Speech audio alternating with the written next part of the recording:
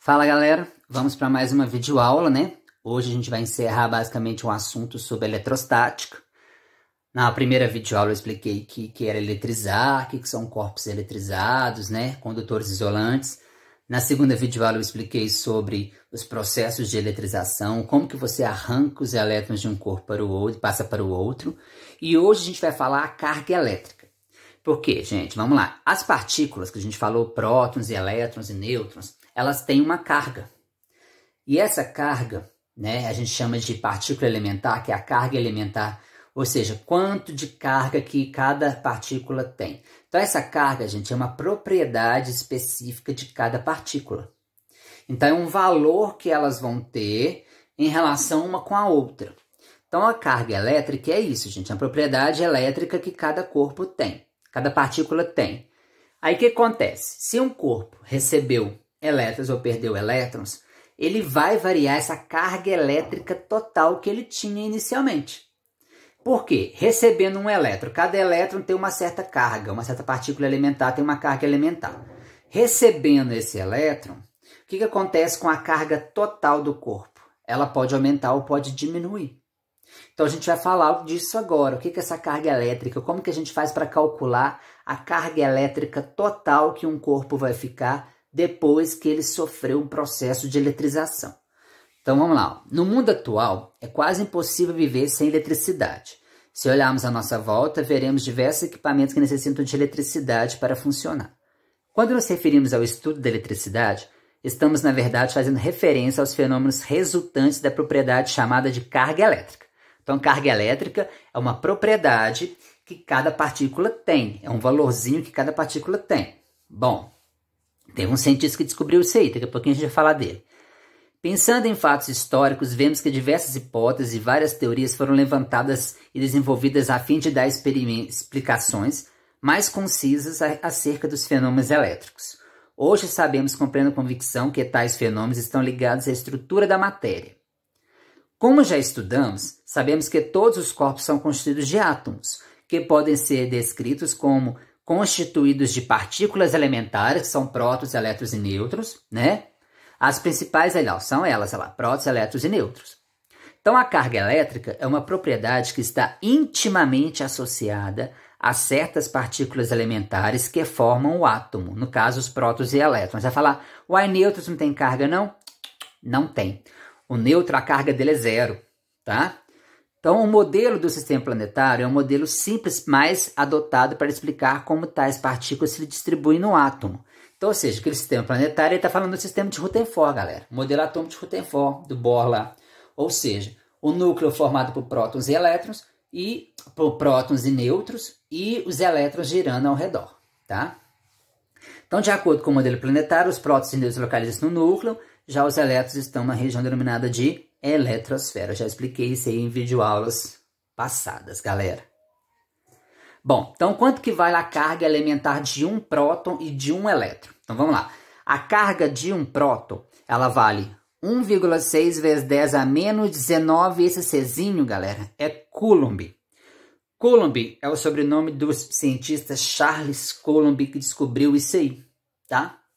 Então, quanto que vale a carga elétrica de um próton? Mais, porque ele é positivo, 1,6 vezes 10 a menos 19 coulombs. Aí a carga elementar de um elétron, menos 1,6 vezes 10 a menos 19 coulomb. Aí você vai falar, uai, elas têm cargas iguais? O valor, sim, mas o sinal, não, porque uma é positivo e a outra é negativa, tá? Aí o nêutron, a carga dele é zero, o Q dele é igual a zero. Tá? Então esse Q que parece pra gente agora significa carga elétrica, galera, não pode esquecer, tá? A gente costuma usar maiúsculo, minúsculo, tá? Não vai fazer muita diferença não. Mas então a partir de agora apareceu o Q, significa carga elétrica, ok? Então essa quantidade de carga ela é considerada importantíssima na eletrostática, sendo assim, ela possui um nome especial, a gente chama ela de carga elementar, que sempre vale, né, que o E, então, ele vale 1,6 vezes 10 a menos 19 coulomb. Igual eu falei para vocês. Se um corpo recebeu 20 elétrons, então eu tenho que pegar o 20 multiplicar por menos 1,6 vezes 10 a menos 19, que eu vou descobrir a carga total que esse corpo ficou eletrizado depois que ele recebeu essa quantidade de elétrons. Então é isso que a gente vai fazer. A gente vai fazer uma conta, temos uma equação para isso, para poder descobrir qual que é a carga total que o corpo ficou eletrizado, galera. Tá? Ó, tá aqui, ó, corpos carregados.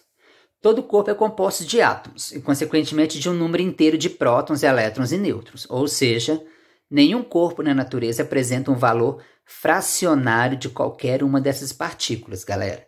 Não existe fracionário. Então, se um corpo tem 20 prótons, ele tem 20 elétrons, então ele está neutro. Um corpo tem 20 prótons, tem 18 elétrons, então ele está eletrizado positivo. Um corpo tem 30 elétrons e 10 prótons, então ele está eletrizado negativamente. Não existe a fração. Não existe a fração, tá? Dessa forma, a carga total de um corpo ela é sempre um múltiplo inteiro da carga elétrica fundamental. Ou seja, se passou 20 elétrons para um corpo, então esses 20 elétrons têm que ser levados em consideração para a gente poder descobrir a carga total do corpo, tá? Por isso que a fórmula é Q, que é a carga total do corpo, que ele vai ficar depois que ele sofreu, que ele ganhou ou perdeu elétrons, é igual a N, que é o número de elétrons que passou de um corpo para o outro, vezes o E, que é a partícula elementar, que a gente viu no slide passado, que ele vale sempre 1,6 vezes 10 a menos 19.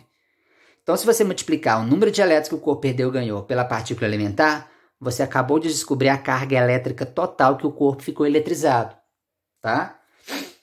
Então, vamos lá. Quando um corpo não é neutro, ou seja, quando o corpo possui um saldo não nulo de cargas elétricas, então dizemos que ele está carregado, sim. Ou positivo ou negativo. Ó. Se esse excesso é de cargas positivas, que são os prótons, dizemos que ele está carregado positivamente. Caso onde o excesso é de carga negativa, os elétrons, então a gente diz que o corpo está negativamente carregado. Então, gente, esse N aqui, ele só se refere à quantidade de elétrons que um corpo recebeu ou perdeu. Ah, mas e os prótons? Não, prótons a gente nunca se refere porque os prótons estão lá no núcleo e eles não saem de lá, ok? Prótons não caminham, prótons não passam de um corpo para o outro. O que passa são os elétrons, tá? Coloca isso na cabeça de vocês aí, não pode esquecer. Bom, e a lei da conservação das cargas? O que significa isso, gente? Que significa o seguinte, que se um corpo saiu uma certa quantidade de carga dele, essa quantidade de carga tem que chegar no outro corpo, galera. Não pode haver perdas durante esse processo e esse caminho de transferência dos elétrons. Então, a gente trabalha com a lei da conservação das cargas, porque não pode haver perdas. Ó. Então, o princípio da conservação da carga elétrica afirma que a soma algébrica das cargas antes e depois de um processo de transferência, que pode ser atrito, contato ou indução, deve ser a mesma. Assim, podemos dizer que a carga elétrica não pode ser criada, não pode ser destruída, ela é somente transferida de um corpo para o outro, galera. Foi o que eu falei, não pode haver perdas durante esse processo de transferência. Imagina o processo de eletrização por atrito. Inicialmente, os corpos a serem fracionados estão neutros, ou seja, apresentam o mesmo número de elétrons e de prótons. Após o atrito, um dos corpos cede elétrons e torna-se positivamente eletrizado, correto? O outro vai receber esses elétrons, tornando-se negativamente eletrizado, correto?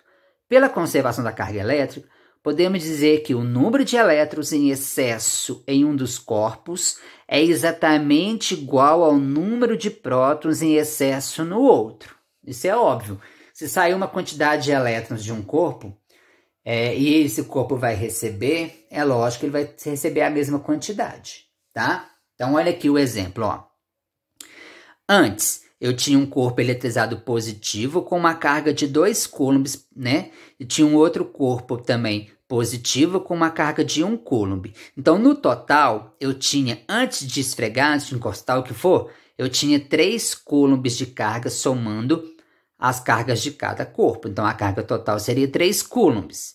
Tá, aí depois que eu esfreguei, que eu encostei, o que aconteceu? Elétrons passou de um para o outro de maneira que esse corpo aqui, ele ficou agora com uma carga de 4 coulombs positivo e o negativo ficou com uma carga de menos 1 coulomb.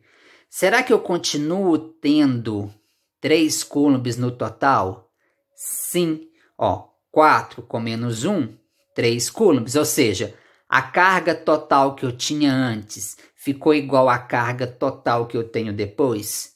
Sim, então isso quer dizer que a lei da conservação das cargas elétricas funcionou, beleza, tá? Ela tem que sempre que funcionar. Não existe você ter 3 coulombs de total e depois no total você ter 1. Cadê os outros 2 coulombs? Sumiram? Né? Então, ou seja, não existe isso. Não existe perda de elétrons na transferência aí. Assim, na realidade mesmo, existe essa perdazinha sim. Porque no ar, dependendo da distância que o corpo está passando, tudo bem. Mas, para efeito de fazer exercício, a gente considera que essa lei da conservação das cargas não vai ser quebrada. Ok, galera? Bom, e os corpos idênticos nas esferas que eu tinha falado com vocês numa videoaula passada aí? Quando você encosta duas esferas que têm o mesmo volume, mesma área de contato, mesma densidade, o que acontece? Os elétrons vão fluir de um para o outro, de maneira que as cargas têm que ficar iguais, gente. Aqui, ó, você vai falar assim, aqui você encostou, mas aqui, ó, elas não ficaram iguais. Um ficou com 4, outro ficou com 1. Tá, mas então por que essas duas esferas elas não são idênticas? Agora, caso elas sejam idênticas, depois do processo de contato, elas têm que ficar com a mesma carga e com o mesmo sinal. É obrigatório.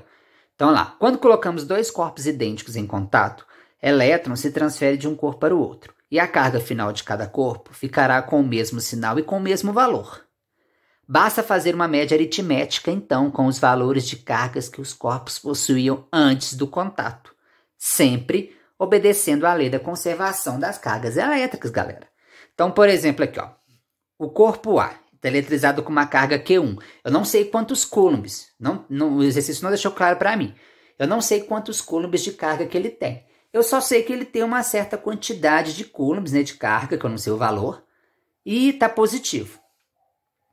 O B, na hora que eu encostar o B, também ele está com uma carga Q2, que eu também não sei a quantidade de coulombs, eu sei que é uma carga. Então, o que eu tenho que fazer?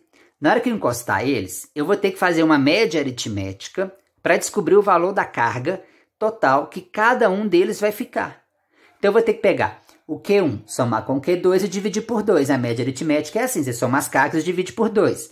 Ah, se fosse 3 corpos encostando, eu somaria as 3 cargas e dividiria por 3. Não é assim a média aritmética na matemática? Então quer dizer o seguinte, Q1 mais Q2 dividir por 2 quer dizer que esse corpo vai ficar com a carga de Q1 mais Q2 dividido por 2 e esse corpo também vai ficar com Q1 mais Q2 dividido por 2. Então, gente, toda vez que aparecer um exercício falando sobre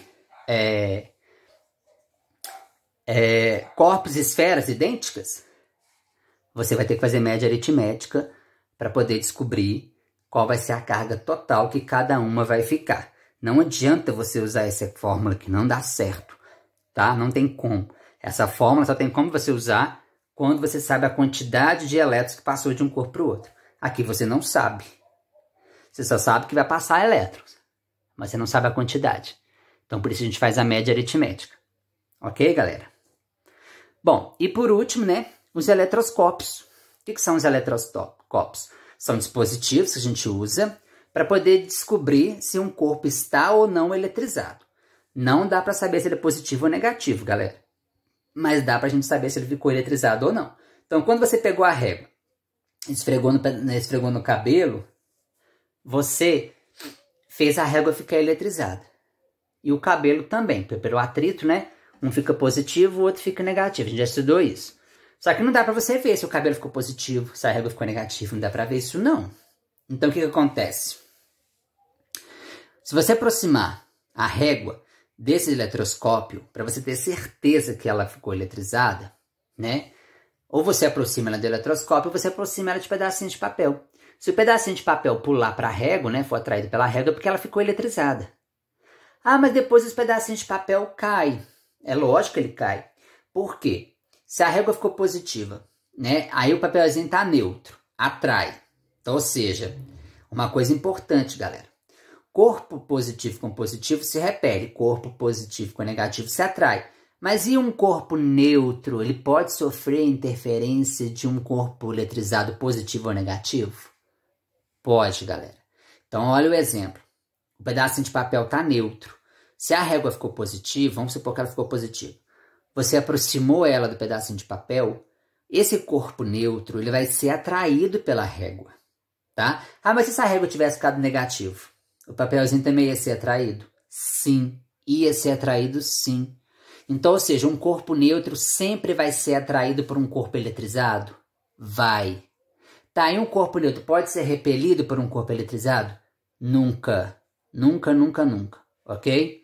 Então, os pedacinhos de papel depois caem da régua. Por quê? Porque ele estava neutro, ele entrou em contato com a régua. Então, se ele estava positivo, o pedacinho de papel tem que ficar positivo. Aí, o que vai acontecer? Positivo com positivo gera uma força de quê? Repulsão. Então, eles vão cair da régua. Isso mesmo. Aí, se a régua ficou negativa, na hora que o pedacinho de papel encostar nela, ele vai ficar negativo. E depois ele vai cair dela. Não vai ficar preso pro resto da vida. Tá? É por causa ali, então, nesse exemplo que eu estou te dando, você tem ali 3 processos de eletrização. Você tem o atrito, depois você tem a indução, onde você aproximou a régua do pedacinho de papel, depois você tem o contato, quando a régua encostou com o pedacinho de papel, tá? Então, aí nesse exemplo é claro, é clássico, você tem os 3 processos de eletrização acontecendo ali. Tá, mas aí se eu não tiver pedacinho de papel, como que eu vou saber se se a régua ficou eletrizada ou não? Você vai aproximar ela deste eletroscópio, o eletroscópio o pêndulo, a gente chama de pêndulo eletrostático. O que acontece? Essa esfera, ela vai estar neutra. Na hora que você aproxima o objeto que está eletrizado, por exemplo, a régua, que você não sabe se ela ficou positiva ou negativa, na hora que você aproxima dessa bolinha, se ela for atraída pelo objeto, pela régua no caso, aí você pode afirmar com certeza que a régua está eletrizada. Não dá para saber se é positiva ou negativa, mas dá para você saber se está ou não eletrizada, tá? Então, o que você percebe? Que um corpo neutro pode sim ser atraído por qualquer corpo eletrizado, positivo ou negativamente, tá? O eletroscópio de Folha funciona do mesmo jeito. Na hora que você aproxima um corpo eletrizado dessa bolota aqui em cima do eletroscópio, essas folhinhas aqui embaixo, elas vão abrir. Então, se elas abrirem, é porque o corpo que você chegou aqui está, sim, eletrizado. Olha para você ver. Se ele está positivo, os elétrons vêm aqui para cima, os prótons ficam aqui embaixo. Próton com próton, repele, abre, né? Ah, mas e se aqui fosse negativo? Aí aqui ficaria os prótons, os elétrons desceriam, né? Aí ficaria elétrons de cá nessa folhinha, elétrons de cá na folhinha, elétrons com elétrons gera força de repulsão, ela vai abrir. Então, ou seja, abriu a folhinha, o corpo que você chegou lá em cima está sim eletrizado. Não dá para saber se é positivo ou negativo, mas pelo menos dá para você saber se está ou não eletrizado. Ok, galera? Então é isso, pessoal. Essa foi a videoaula sobre carga elétrica, eletroscópio, tá? Então assim a gente termina a eletrostática. Na próxima videoaula a gente vai falar sobre força elétrica. Como que a gente calcula a força elétrica de interação, por exemplo, entre o próton e um elétron? Então tem como a gente calcular isso. Na próxima aula a gente vai ver isso. Até a próxima videoaula então, galera.